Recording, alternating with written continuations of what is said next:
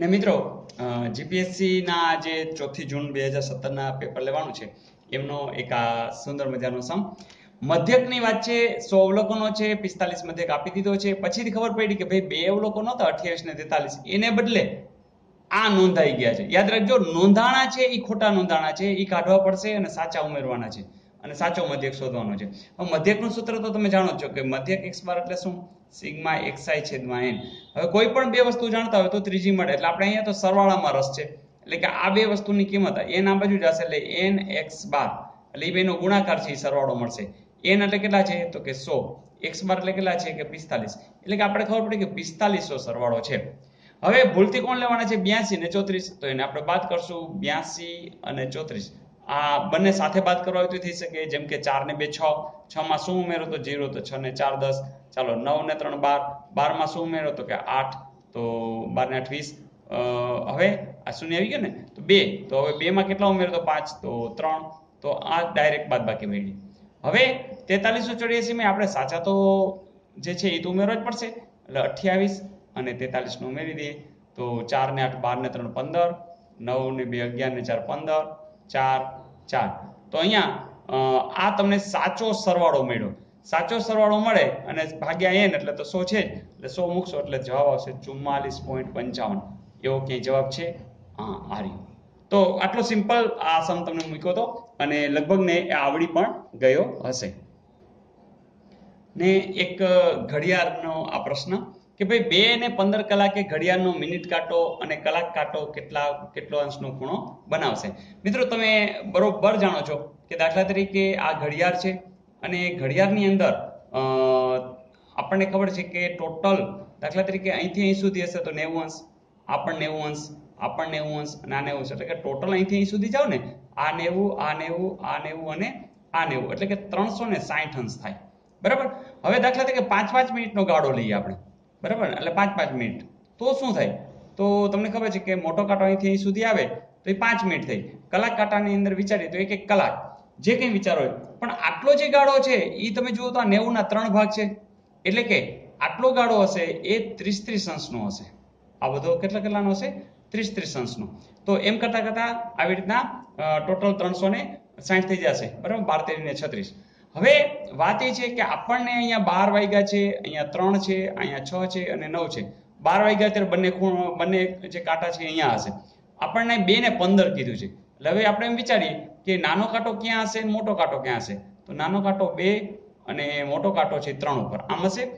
જો આમ હોય તો 30 અંશ આવે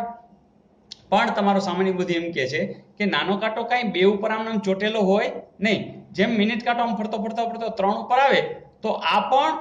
આના ચોથો ભાગ કારણ કે 3 ઉપર આવું એટલે 15 મિનિટ પછી 30 મિનિટ પછી 45 મિનિટ ને 60 મિનિટ એટલે આ પણ પા ભાગ જેટલો હટશે એટલે કે આ 30 અંશના જે 4 ભાગ કરીએ તો કેટલા થાય તો 7.5 અંશ થાય તો આ ટોટલ 30 અંશ નહીં હોય પણ દાખલા તરીકે અહીંથી અહીં સુધીનું છે તો આ કાંટો ફરતો અહીં થોડો આવી ગયો છે ચોથા ભાગ સુધી પેલો આવ્યો હશે તો એનો અર્થ કે 7.5 અંશ 30 માંથી ઓછા થઈ જશે અને જો 30 અંશમાંથી 7.5 અંશ ઓછા કરતા હો તો એ કેટલા આવે 22.5 અંશ તો આ મિત્રો સિમ્પલ છે હવે કોઈ એમ પૂછે કે દાખલા તરીકે 2 વાગે કેટલા હોય તો તમે તરત જ કહેશો કે ભાઈ 2 વાગ્યા હોય તો મોટો કાંટો 12 ઉપર હોય નાનો કાંટો છે 2 ઉપર હોય તો આટલો 30 અંશ છે આટલો 30 અંશ છે તો એનો અર્થ કે આ 60 અંશ હોય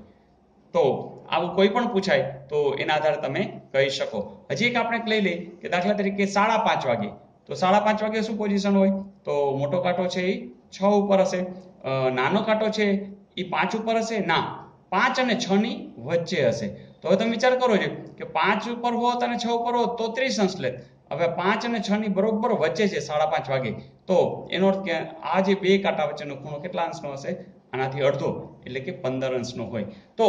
જેમ આની પ્રેક્ટિસ કરશો એમ આવડશે આ સાવ સિમ્પલ હોય છે તો આ વખતે પણ આ સિમ્પલ સવાલ તમને પૂછાયેલો હતો ને ત્રીજો સમ પણ બહુ સહેલો છે કે ત્રિકોણ એબીસી આપેલા છે એમાં એડી બરાબર ડીબી છે ચાલો ત્રિકોણ એબીસી આપણે દોરીએ આ એ છે બી છે અને સી છે એડી અને ડીબી સરખા હોય એનો અર્થ કે ડી છે એ મધ્ય બિંદુ છે ચાલો આ અને આ સરખા છે ઓકે આ એનું મધ્ય બિંદુ છે હવે શું કહે છે ડીઈ અને બીસી સમાંતર છે એટલે બીસી ને સમાંતર આપણે એક રેખા દોરીએ છીએ તો અહીંયા ઈ મળે છે ચાલો ઓકે. હવે ત્રિકોણ એબીસી નું ક્ષેત્રફળ એટલે આખાઈનું ક્ષેત્રફળ તમને આપી દીધું છે. કેટલો છે? 40 છે. તો ADE તમારે આટલાનું શોધવાનું છે. આખું આપી દીધેલું છે. મિત્રો તમને ખબર હોવી જોઈએ કે દાખલા તરીકે કોઈ પણ ત્રિકોણ હોય, આ ત્રણેય એના મધ્યબિંદુ હોય અને તમે આને જોઈન્ટ કરી દો તો અહીંયા તમને 4 ત્રિકોણ દેખાતા હશે. આ દાખલા તરીકે 400 આટલાનું 400 ચોરસ મીટર ધારો કે ક્ષેત્રફળ હોય તો આ બધાનું 100 100 100 100 હશે, એટલે કે ચોથા ભાગનું આ હોય. તો જો તમને આખે આખું આપી દીધું છે, હા તો 40 છે, તો એમાં આ એક ચોથો ભાગ જ છે, 40/4 એટલે કે જવાબ આવશે 10 અને ઓ જવાબ આવશે 10. ઓકે મિત્રો, ઘણી વખત આવો આપણે સમજોય ને તો ગભરાઈ જાય કે આમાં શું હશે, પણ બિલકુલ સિમ્પલ હોય છે. જોઈ લઈએ. જો અહીંયા 2 ની a-3 ઘાત છે અને -64 ની 12 ઘાત બરાબર 0 છે. ચાલો એક કામ કરીએ, આખાને ઉપાડીને આ બાજુ મૂકી દઈએ અને તમારે a ની વેલ્યુ શોધવાની છે ને, કઈ વાંધો નહીં. જો 2 ની a-3 અને 64 ની 12 ઘાત. હવે ઘાત સરખી હોય તો કઈક સરખાવાની મજા આવે. તો 64 ને કઈ એવું વિચારી શકાય 2 ની ઘાત? તો તમને ખબર છે કે 4 × 4 × 4 ચોકે ચોકે 16 ચોકે 64. 4 એટલે શું? તો કે 2 નો વર્ગ 2 નો વર્ગ એટલે 2 ની 6 ઘાત દર્શાવી શકાય. તો આપણે એમ લખી શકીએ 2a-3 2 ની કેટલી ઘાત? 6 ઘાત. પણ હજી માથે તો 12 ઘાત છે જ, બરાબર ને? આ તો 64 ની જગ્યાએ તમે આમ લખ્યું. હવે એ ખબર છે કૌંસની અંદરની ઘાત અને બહારની ઘાતનો શું થાય? ગુણાકાર. તો 12 × 6 = 72. એટલે એકચ્યુઅલી આ શું છે? તો કે 2 ની 72 ઘાત છે. મિત્રો અહીંયા પણ 2 છે,